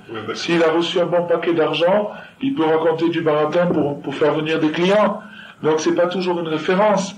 Alors maintenant, Le problème, c'est ça. C'est qu'on voit qu'il y a des gens qui, pour un petit plaisir, par exemple, il y a des gens, c'est très très courant en France, c'est peut-être un des défauts nationaux qu'il y a en France, vous avez des gens qui, le dimanche, sont capables de faire 150 km aller et 150 km retour pour trouver un bon petit restaurant. Donc, regardez, d'abord, conduire un dimanche, c'est assez dangereux, et c'est le jour à Chamichemort où il y a le plus d'accidents, donc il y a déjà un risque. Et puis ensuite, quand il revient avec un petit coup dans l'aile, le risque il est multiplié par 10, à part le risque de retrait du permis. Mais en attendant, qu'est-ce qu'il a fait? Il a fait 300 km pour manger un truc qui est un petit peu plus raffiné, qui est... Regardez le supplice qui s'est imposé pour quelque chose de totalement fictif, qui est au moment où il a mangé, il a ressenti un petit gratouillement dans sa tête, un petit plaisir qu'il n'arrive même pas, ou bien une déception. Mais en tout cas, c'est un hall, c'est un joug. C'est un joug. Une fois, j'avais vu dans le train, il y avait des types, ils étaient en face de moi, ils avaient un Walkman, ils étaient en train d'écouter de la musique. Et quand ils écoutaient de la musique, ils faisaient comme ça. Ils étaient comme ça dans leur musique. Alors, après, je me suis dit, des fois, on se gêne de faire mincha dans le train, parce qu'on veut pas faire comme ça. Mais je me dis, il est en train de faire comme ça, il est en train de faire la même chose, il a un joug. Moi, je dois faire mincha, c'est un jour. Si je fais pas mincha, je vais avoir le Walkman. Si je dois aller écouter un chiour le dimanche, c'est un jour. Si je dois pas aller écouter un chiour, il va falloir aller trouver une exposition, ou alors trouver un restaurant, ou trouver un truc. De toute façon, il faudra trouver quelque chose. Donc, celui qui se débarrasse du joug de la Torah, il s'imagine qu'il va se libérer, et qu'il va avoir ses petites ailes, il va pouvoir voler, être complètement libre. Non, immédiatement, dans la mesure de son désengagement, il contracte un engagement dans autre chose, avec un joug, avec une servitude, avec un poids, une pression, une contrainte, toutes ces choses-là lui tombent sur la tête parce qu'il s'est débarrassé du joug de la Torah. La Torah est un joug, il faut pas le nier, c'est une obligation, c'est un engagement, c'est même un sacrifice comme on l'a dit tout à l'heure, mais ça reste un joug. Mais l'homme a besoin d'un joug. Et c'est pas qu'il en ait besoin, c'est certain, mais c'est une fatalité mondiale et cosmique. L'homme n'est pas libre, ça n'existe pas la liberté. C'est un dimayot, c'est-à-dire c'est un fantasme. C'est un fantasme qui a été inventé. Ce qu'il existe, c'est un sentiment de dignité, du devoir accompli. C'est-à-dire que si j'ai choisi le joug qui me convient, pas celui qui m'arrange, mais celui qui me convient à ce que je suis vraiment, c'est-à-dire pour un juif le joug de la Torah, alors quand je vais me coucher le soir, j'ai un sentiment de dignité, j'ai un sentiment de satisfaction de moi-même, et ça c'est ma consolation. Ou bien c'est le contraire, si j'ai fui ma conscience et que j'ai pris un autre joug, et que j'ai le joug des clients, ou le joug de ceci, ou le joug de cela, je vais me coucher le soir avec un stress, avec un truc, un nœud dans l'estomac ou dans la tête, et j'ai pas une plénitude. Mais un jour, il en faut un jour, c'est une fatalité. L'homme ne s'est pas créé lui-même, il n'est pas son patron, il est libre de son choix, d'accord, mais c'est pas lui qui s'est créé, il n'est pas son propre père ni son propre patron, donc automatiquement, on lui demande pas son avis, il faut trimer. On est là pour bosser, on est là pour trimer, donc c'est d'une manière ou d'une autre. Tu choisis ton camp, tu choisis ton atelier, tu veux travailler pour la Torah. Travaille la Torah, mets-toi-y, mets ton cœur dedans, travaille. Tu veux pas travailler pour la Torah, allez à l'usine ou au truc, l'usine n'est pas incompatible avec la Torah. Quand je dis à l'usine, ça veut dire quelqu'un qui prend la servitude totale, qui arrive à la servitude totale, et voilà. Donc c'est un choix à faire. C'est un choix à faire. C'est un moyen pour vivre. Comment? Si c'est un moyen pour vivre. Alors justement, c'est ce que je viens de dire, je me suis rattrapé, c'est pas du tout incompatible avec la Torah. Mais seulement la différence entre un ouvrier juif engagé dans la Torah et un ouvrier non juif, c'est que quand il y a la sirène du sabbat, la sirène de l'usine n'existe plus. Voilà la différence. Donc il n'est pas un esclave total. Il peut pas être un esclave total. Il est esclave de son travail comme tous les travailleurs du monde. Tout le monde est asservi à son travail, c'est normal. Il veut les choses comme ça. C'est comme ça que le tikkun se passe. Mais la différence, c'est que un bonhomme qui est chômeur Shabbat, le patron, il peut monter et descendre, lui supplier, lui dire j'ai absolument besoin de toi. Il dit excuse-moi, moi j'ai un bon Dieu, tu veux plus de moi, tu me renvoies, je trouverai une autre place. Donc il est libre de ce joug-là. Il est libre de ce joug-là. Et bien là, notre jour, c'est le Shabbat. Maintenant, il veut pas le jour du Shabbat, alors tu vas avoir le jour des heures supplémentaires, ou bien ta femme, elle va te demander d'acheter un nouveau tapis, ou un nouveau truc, et ça y est, ça va rentrer dans il y a pas, par exemple, il y a pas, ou l'un ou l'autre. Alors, c'est ça, c'est ce qu'elle dit la Mishnah. Kol aporek mimeno ol Torah. Toute personne qui se débarrasse du joug de la Torah. Notlim alav ol malchut ol derech aynu shibud begashmiut, c'est-à-dire la servitude physique, le gam derech artiout et aussi les traits de caractère, c'est-à-dire qu'il commence s'il se débarrasse du joug de la Torah, il commence petit à petit à s'assimiler. Il commence, sans s'en rendre compte, à ressembler, à avoir les mêmes expressions et les mêmes attitudes que les gens qui font l'idolâtrie du travail, ou l'idolâtrie de la force, ou l'idolâtrie de ceci ou de cela, ou de l'argent, etc. Qui a l'idée chez Barak Mimeno al Torah, chez Ubrinat Aïl Ampineirim, par le fait qu'il s'est débarrassé du joug de la Torah, qui totalise les 70 faces lumineuses. Les 70 faces lumineuses, c'est marqué comme ça, Shivim Panim la Torah. La Torah a 70 aspects, 70 visages, 70 facettes, qui sont lumineux. Vous avez un sefer qui s'appelle Tikkuné Zohar. Tikkuné Zohar, c'est pas le Zohar lui-même. Le Zohar, c'est autre chose. Les deux sont écrits par Rabbi Shimon. Tikkuné Zohar et Zohar sont écrits par Rabbi Shimon. Mais, la différence, c'est quoi? Tikkuné Zohar, c'est un sefer qui a 70 chapitres. On retrouve le chiffre 70. Qu'est-ce que c'est 70 chapitres? Il y a, dans le Tikkuné Zohar, c'est un sefer comme ça, 70 chapitres, 70 chapitres dont chacun est une interprétation du mot Bereshit. Le mot Bereshit, qui est le premier mot de la Torah, un mot, Bereshit, Rabbi Shimon Bar Yochai, il a expliqué sous 70 angles différents. Et on peut défier qui que ce soit, ici et ailleurs, de réussir en un an de sa vie à comprendre un des chapitres. Il y a certaines personnes qui font ça. Chaque année, ils font jusqu'à 70 ans. Chaque année, le chapitre qui correspond à leur date de naissance, disons, à l'âge qu'ils ont. Et en un an, on peut défier une personne de comprendre ce chapitre qui est l'explication, qui est une des 70 explications sur le mot Bereshit. C'est-à-dire le mot Bereshit, ça suivi panim la Torah, c'est-à-dire la Torah a 70 facettes dans son ensemble. Mais chaque mot de la Torah a 70 facettes. Et Rabbi Shimon Bar Yochai, il a montré les 70 facettes du mot Bereshit. Et il aurait été capable de le faire pour tous les autres mots de la Torah. Il pouvait écrire un Tikkuné Zohar sur tous les autres mots de la Torah. Sur Bara, sur Elohim, sur Et, sur Hashamaïm, sur Et, sur tous les mots de la Torah, Rabbi Shimon Bar Yochai aurait été capable d'écrire 70 Tikkunim, 70 facettes de la Torah.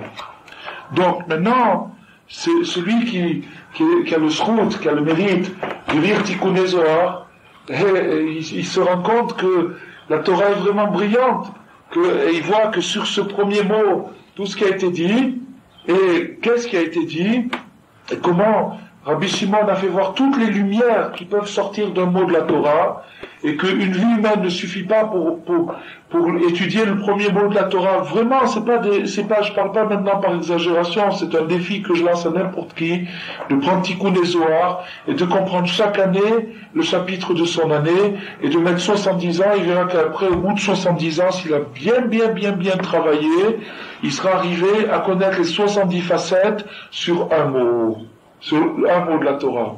S'il a bien travaillé.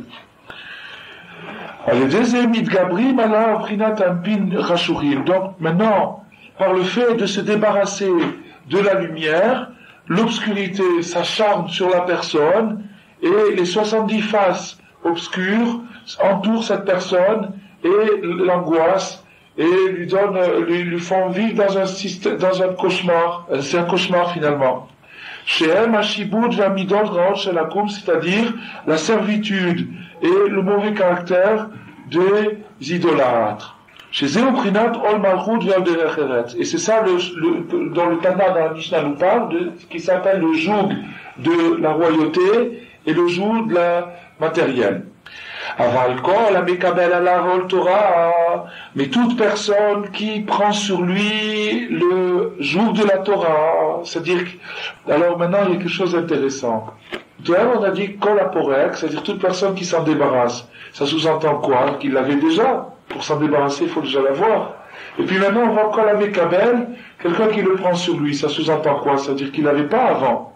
Donc, en vérité, on parle d'une manière générale, mais aussi on parle en particulier de deux cas différents. Dans la première partie de la Mishnah, celui qui enlève le joug de la Torah, on peut dire que ça fait allusion à quelqu'un qui est né religieux, ou bien, même s'il n'est pas né religieux, mais qui a été à un moment religieux, et qui à un moment commence à s'en débarrasser. Donc ça c'est le cas. Et dans le deuxième cas, on parle de quelqu'un qui est parti à zéro, ou bien s'il n'était pas à zéro, il est tombé à zéro à un moment, et maintenant il essaye de remonter. D'accord? Alors maintenant, mais toute personne qui reçoit sur lui le joug de la Torah, on enlève de lui, on le débarrasse du joug de la royauté et du joug de la matière. Aïnou. Alors maintenant, Rabbeinu il va dire, donc maintenant, en général, quand on étudie un texte de Rabbi Nachman, il y a une règle générale, c'est que, en général, et toujours même, c'est d'une très très grande profondeur. On voit que ce qu'on a étudié aujourd'hui, on n'a fait que l'effleurer à peine pour dire qu'on traduit les mots, on essaye d'attraper quelque chose. Mais toutes les études de Rabbi Nachman, aussi profondes qu'elles soient, et le Rav Sharabi, qui est un grand Mekoubal, a dit que chaque page de l'Ikouté Moharan contient 40 pages de Kitva Arizal. C'est-à-dire que la condensation qu'il y a dans une page de l'Ikouté Moharan équivaut à 40 pages de Kitva Arizal, d'écrit du Arizal. 40 pages de l'Ikouté Arizal dans une page de l'Ikouté Moharan. Donc maintenant, ce qu'on vient de faire, c'est un quart de page, et naturellement, on a un quart de page, ça fait 10 pages de Kitva Arizal. Naturellement, pour 10 pages de Kitva Arizal, il faut à peu près un mois de travail, pour quelqu'un qui sait bien étudier la Torah. Donc, on n'a pas passé un mois, on ne peut pas prétendre arriver à capter la profondeur. Comment? Peut-être un peu doué. Comment? Bon, alors, maintenant, en tout cas,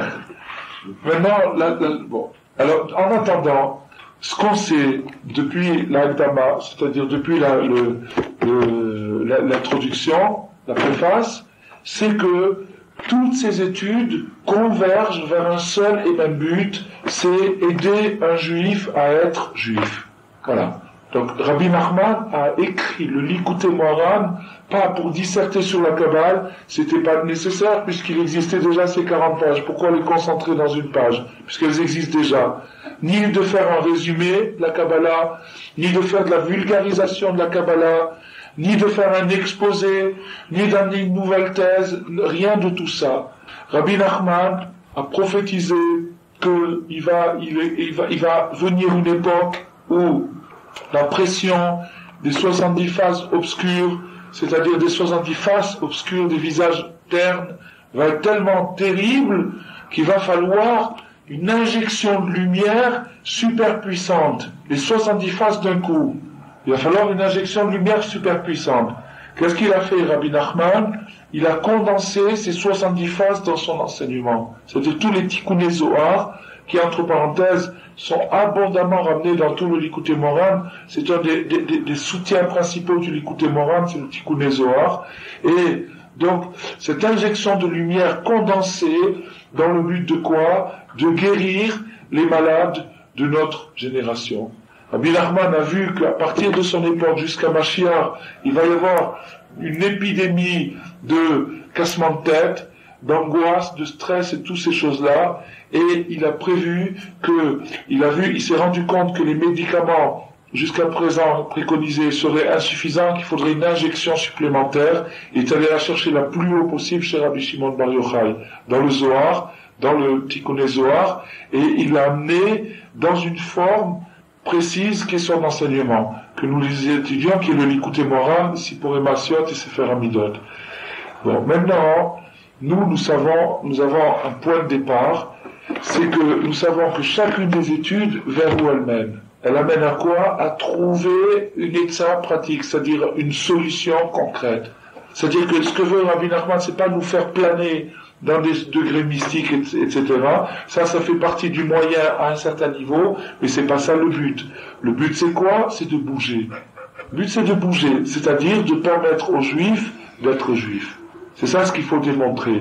Bon, maintenant, On est dans une époque où les nations s'unissent. Il y a l'ONU, il y a le Conseil de l'Europe, il y a le Conseil de ceci, etc.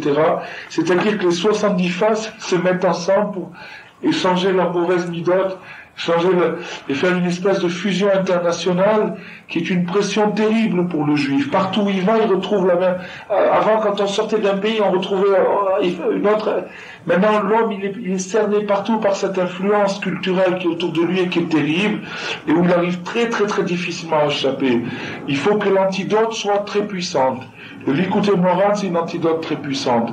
Mais ce qu'il faut savoir, la règle de départ, avant d'ouvrir ce Sefer, c'est de savoir quel est le but de l'auteur. Qu'est-ce qu'il cherchait?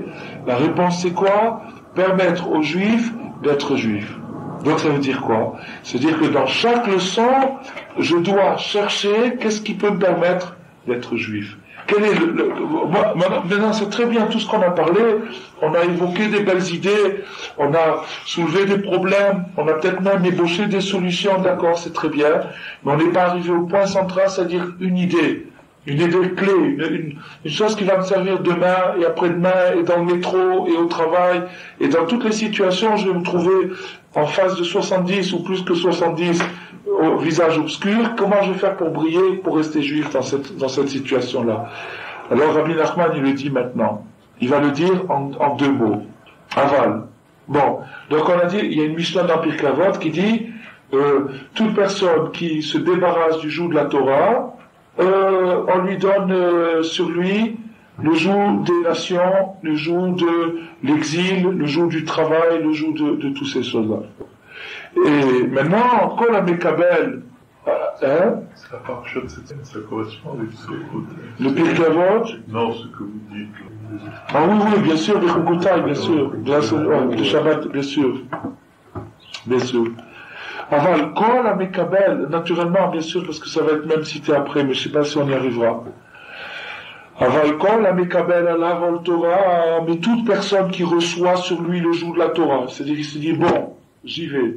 Je prends sur moi le joug de la Torah. Ma virim eleno al malchut ve'al lui, on va le débarrasser du joug des nations et du joug des servitudes. Ça veut dire quoi? Ça veut dire que le bonhomme, petit à petit, au début il dit, mais je peux pas fermer mon magasin Shabbat, c'est pas possible. Comment je vais gagner ma vie? Comment je vais faire pour... Bon, un beau jour, une expérience, ou un ami, ou un cousin, ou quelqu'un qui insiste un peu, ou un rêve, ou bien une circonstance aussi, ça l'amène à faire une expérience de fermer son magasin, et puis il voit que la recette, elle vient par un autre endroit, inespéré, un endroit qu'il avait... Ah, il commence à se dire, tiens, je croyais que j'étais asservi dans mon magasin Shabbat, et je vois que je peux vivre sans mon magasin Shabbat. La preuve, c'est qu'il y a des milliers et des milliers de commerçants juifs qui ferment le Shabbat. Donc, il voit que c'est possible. Lui, il a pris le joug du Shabbat, on l'a débarrassé du joug du travail de Shabbat. Et chaque chose comme ça. Par exemple, quelqu'un qui... Dans toutes les choses, c'est comme ça. Bon. Alors maintenant, Rabbeinu va nous dire qu'est-ce que ça veut dire recevoir sur soi. Alors maintenant, bon, il y a une question qui se pose. Bon, c'est très bien, d'accord. Je veux être Mekabel, je veux recevoir le joug de la Torah. Comment je fais? Où c'est que je vais? Où il est ce joug? Est-ce qu'il est au rabbinat? Ou est-ce qu'on le commande par correspondance? Moi, je veux savoir qu'est-ce que c'est que ce joug. Je veux prendre le joug sur moi. Comment on fait pour recevoir le joug? Où il se trouve ce joug-là? Et comment on le met, comment on le porte, etc. Rabbi Nachman nous répond. Aïnou, mi shelomed be'iyun. Ça veut dire toute personne qui étudie intelligemment en approfondissant.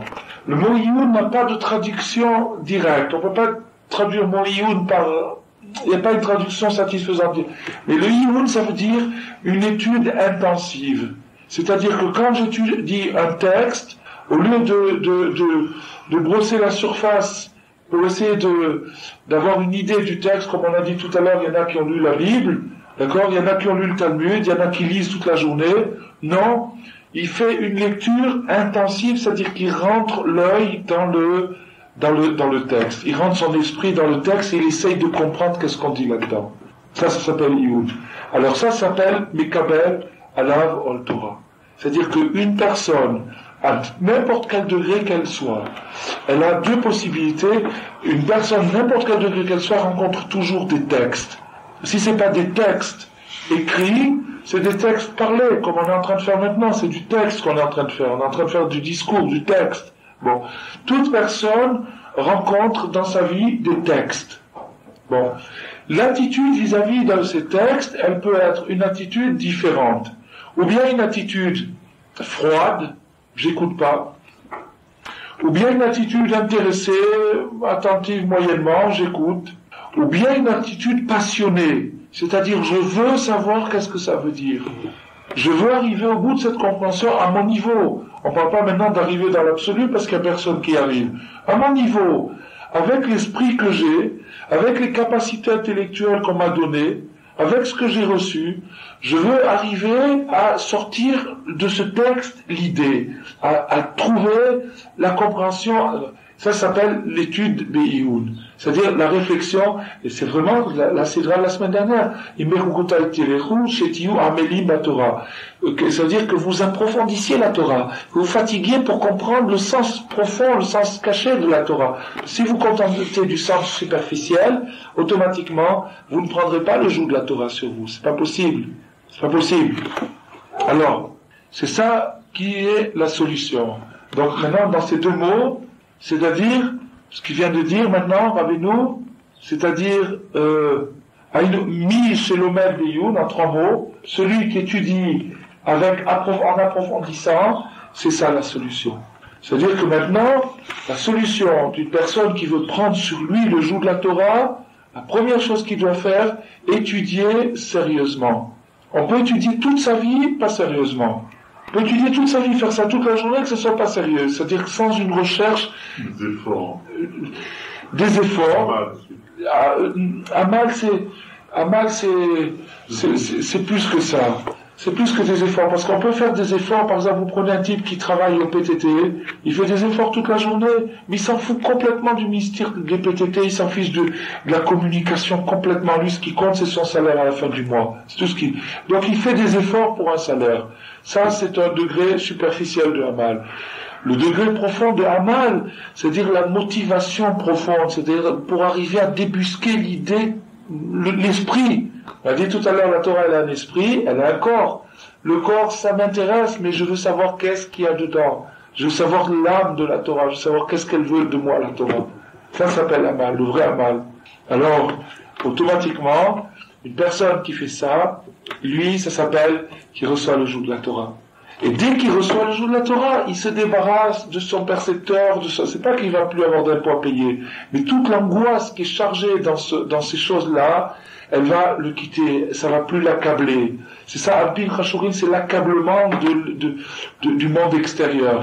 Il va plus subir cet accablement. Et même s'il est dans une situation critique, il pourra le supporter parce qu'il aura chez lui de la lumière. Ça, c'est ce que la Torah promet et qu'elle tient. La Torah, elle donne ça.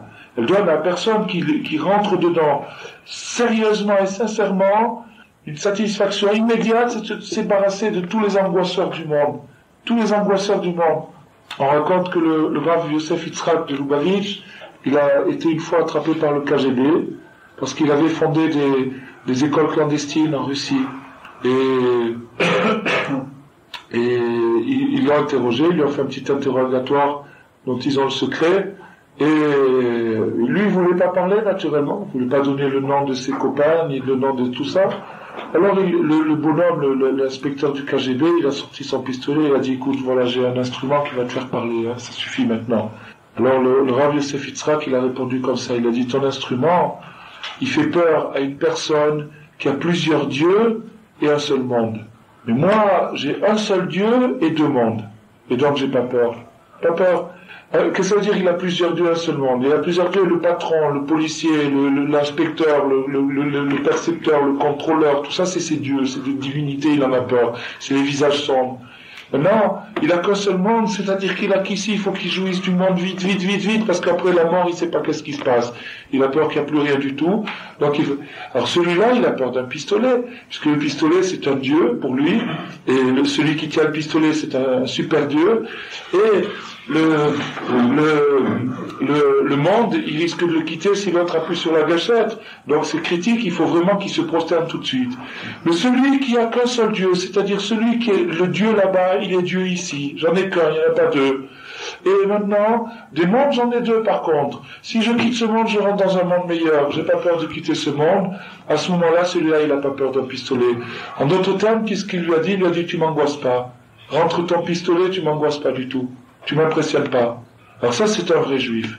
Ça, c'est un vrai juif. C'est un homme qui a reçu le joug de la Torah. Mais pour arriver à cette force de caractère, et ça c'est très connu, sur ce Rav Yosef Israël de Lubavitch, c'était un homme qui cherchait la plénitude de la Torah, c'est-à-dire la profondeur de la Torah. Donc c'est ça qui donne cette motivation et cette force. Nous, il n'y a personne d'entre nous qui pourrait être sûr d'avoir la même répartie dans un cas pareil. Déjà pour y arriver au cas pareil. Mais quand le cas arriverait, d'avoir une réponse comme ça, c'est pas évident du tout. Alors c'est la chose, ça c'est la meilleure illustration de ce qu'on est en train d'étudier. Plus une personne intensifie son étude de la Torah, plus elle cherche l'intérieur de la Torah. Et pas comme on s'imagine des fois à l'intérieur de la Torah, c'est la Kabbalah ou la Chassidoute, ça c'est l'intérieur de la Torah. Donc qu'est-ce que je vais faire? Je vais lire la Chassidoute et je vais lire la Kabbalah, comme ça je serai un initié, je serai branché sur le... Non, c'est pas ça. La Torah c'est toute la Torah, il n'y a qu'une seule Torah. Toute la Torah, que ce soit le Niglé, le Nistar, c'est toute une seule Torah. Seulement quoi? Le texte que j'étudie, je dois chercher le plus possible à comprendre qu'est-ce qu'on veut de moi. Qu'est-ce que ce texte, comment il s'adapte à ma réalité, à moi? Qu'est-ce que ça veut dire à mon niveau, Shmirat Shabbat, le Dibour du Shabbat, qu'est-ce que ça veut dire Shmirat Abrit, les yeux, toutes ces choses-là, qu'est-ce qu'on veut de moi à mon niveau? Ça s'appelle Iyun dans la Torah. Non pas pour arriver à des théories, non, arriver à une application truc, ça c'est possible seulement qu'avec une réflexion intense, chacun à son niveau. Il ne s'agit pas de griller ses lampes, ces ampoules qu'on a dans la tête, et de forcer la dose, chas v'shalom, ça c'est le contraire de la méthode. La méthode elle consiste à exploiter toutes ses capacités pour arriver à un résultat, comprendre le texte. Comprendre le texte, qu'est-ce que ce texte il veut de moi? Ça c'est la solution. Chez Me'ayan ou Evin Chochmot Torah. Il réfléchit et il comprend la sagesse de la Torah. Il réfléchit, il comprend la sagesse de la Torah. Chez Zéoprinat Alpin Neirin, et donc, c'est-à-dire, il capte le visage lumineux, c'est-à-dire quoi? C'est-à-dire que il capte le médicament, il capte la guérison, il capte la guérison. Berinat Rochmat Adam Tahir Panav, comme il est dit, la sagesse d'un homme fait briller son visage. C'est-à-dire que la sagesse, la vraie sagesse, pas la connaissance. La connaissance de magnétophone, il a beaucoup de connaissances. On peut lui mettre des centaines de casettes, il va tout répéter, par cœur sans se tromper d'un mot. C'est un magnétophone, il n'y a pas de sagesse. La sagesse, c'est la connaissance adaptée. C'est-à-dire quand la connaissance rentre dans la vie réelle, la vie quotidienne, et qu'elle arrive à affecter la vie quotidienne et la vie réelle, ça s'appelle vraiment la sagesse. Alors sa sagesse, Tahir Panav, elle fait que l'homme, ça devient un phare, ça devient un faisceau lumineux. Là où il est, dans la situation où il comprend qu'est-ce qu'il faut faire, il comprend où il faut agir, ni trop, ni trop peu, il comprend la mesure qu'il faut. Ça c'est Chochmat Adam Tahir Panav. Grâce à ça, on le débarrasse, cette personne-là, du joug de la peur, de la royauté. Le rabbi de Tzanz, il y avait un rabbi qui s'appelait le rabbi de Tzanz, il a dit, je n'ai pas peur du roi de Pologne, et je n'ai pas peur de l'armée polonaise, mais j'ai peur d'une veuve. Il a dit ça. C'est-à-dire que ça revient à la même chose, un seul Dieu de monde. C'est-à-dire qu'il savait que une veuve, pourquoi il avait peur d'une veuve? Parce que avec les mitzvot qu'il y a dans la Torah, comment soigner la sensibilité d'une veuve et d'un orphelin, c'est très dur, il faut être un ange pour s'en sortir. Parce que d'abord, quelqu'un qui est dans une situation comme ça, il a le caractère un peu difficile, donc il peut être difficile de caractère, etc. Alors il faut faire des courbettes, marcher sur des œufs, et employer des demi-phrases, etc. Et encore, on s'en sort jamais. Donc lui, le rabbi de Tzanz, il avait peur d'une veuve. Mais du roi de Pologne et de son armée, il n'avait pas peur. Il pouvait venir toute l'armée de Pologne, il n'avait pas peur. Il n'avait pas peur. Alors, qui dit batel mimeno hashibud ve'atavot ve'amidot raot shelahem, parce que la Torah le débarrasse, la Torah, pas n'importe quelle Torah, une Torah intense, une Torah profonde, sincère, elle va le débarrasser de toutes les habitudes, de tous les trucs, de toutes les subordinations. C'est-à-dire, on a dit tout à l'heure que par un défaut, on est subordonné à la caste, à la clique de gens qui font ce même défaut. Donc, cette dépendance, je vais la couper, je vais me sentir complètement indépendant. Je leur appartiens plus, je suis plus leur copain. Le Chafetz Chaim, à l'âge de 9 ans, le Chafetz Chaim, ils avaient une petite chèvre avec tous les copains de son village, ils jouaient avec une petite chèvre, ils faisaient un dada sur la chèvre, ils faisaient, je sais pas qu'est-ce qu'ils faisaient, bon. À l'âge de 9 ans, il est venu voir ses copains, il leur a dit, les amis, je vais vous dire au revoir, il leur a serré la main. Ouais, qu'est-ce qui se passe, où tu fais, tu t'en vas, tu déménages? Non, je reste à Radin. Il habite à Radin, je reste à Radin. Seulement, à partir d'aujourd'hui, je ne suis plus un enfant. Il a dit ça à 9 ans. À partir d'aujourd'hui, je suis plus un enfant. Il a décidé à 9 ans de plus être un enfant. Alvaï que nous, à 39 ans et à 49, à 59, on arrive à prendre cette décision. Lui, il a pris l'âge à 9 ans la décision à 9 ans de plus être un enfant. Donc ça veut dire qu'à partir du moment où l'homme décide de plus être un enfant, il n'a plus aucun rapport avec le monde des enfants. Le monde des enfants, ils se font peur avec des lance-pierres, des pétards, des trucs comme ça. Quelqu'un qui sort de ce monde, ça y est, il n'a plus aucun rapport avec eux. C'est comme quelqu'un qui s'affranchit du milieu, ou quelqu'un qui s'affranchit de ceci. Quand il a pris le joug de la Torah, il se débarrasse, il se libère, et ça on l'a vu avec tous les balais de Tchouva. Quand quelqu'un qui fait Tchouva, il se débarrasse, il se libère du joug du milieu dans lequel il était. Il n'a plus aucun rapport avec eux, il les voit, le bonhomme qui lui faisait peur la veille, il lui fait plus peur du tout, il l'impressionne plus du tout. Il est sorti du cercle, il est sorti du système. Bon, alors, donc, שקיבל עליו על תורה שהיא בחינת על פי נהירים. כי כל מה שאדם משיג בשכלו בחינת על פי נהירים. Parce que tout ce qu'un homme peut capter par son esprit, tout ce qu'il peut comprendre, c'est ça part de visage lumineux. ומה שאינו משיג הוא בחינת על פי חשוכים. Et ce qui est obscur pour lui, ce qui est pas clair pour lui, ça s'appelle les visages obscurs. ועל כן כשזוכה לעיין בתורה, עד שמשיג חוכמת התורה, et donc, quand quelqu'un il arrive à réfléchir dans la Torah, jusqu'à ce qu'il arrive à comprendre la sagesse de la Torah, la comprendre, ça veut dire pas, il a fait un beau pshat, comprendre, ça veut dire maintenant intégrer dans sa vie réelle de tous les jours, à ce moment-là, il ne subit plus l'influence des idolâtres, il n'est plus assujetti à leur manière, et il se conduit librement, il n'a plus du tout ce joug-là, puisqu'il a pris le joug de la Torah sur lui.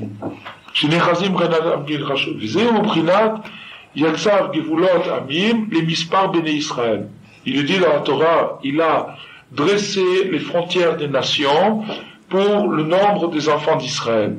Les mispar ou la chante saphir, ונעיר מבחינת לבנת הספיר. היינו אחר על פי נעירים שהם מבחינת מספר בני ישראל, הרי הם יצב גבולות העמים. C'est-à-dire que la détermination du juif, c'est à partir du moment où il arrive à sortir d'exil, c'est-à-dire à échapper à l'influence catastrophique des visages obscurs, et qu'il arrive à rentrer dans les visages lumineux.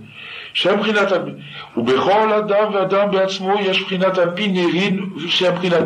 Alors maintenant, on arrive, malheureusement on n'arrivera pas à la fin de cet enseignement, mais on peut pas terminer sans dire ce point-là, parce que c'est un point très important.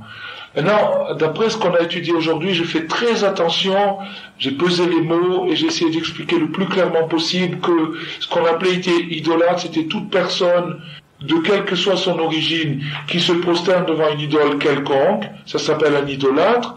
Et maintenant, donc ça veut dire que on peut être juif idolâtre, et à la limite on peut être non-juif non idolâtre. D'accord? Donc c'est une question de comportement. Maintenant Rabbeinu dit que ce principe de visage sombre et de visage lumineux se retrouve chez chacun. Parce que visage lumineux, c'est Kedushat Israël, c'est-à-dire Kedushat Torah, la lumière d'Israël. Am Kadosh, Arichokim Beshorsham Mikol Amidot Ve'atavot. Donc maintenant, quand quelqu'un s'engage dans le chemin d'Israël, alors à ce moment-là, il reçoit l'esprit d'Israël. Et en recevant l'esprit d'Israël, cet esprit d'Israël, il est loin, loin, loin, loin de tous les vices et de toutes les sales habitudes et tous ces trucs-là. L'esprit d'Israël est très, très, très pur.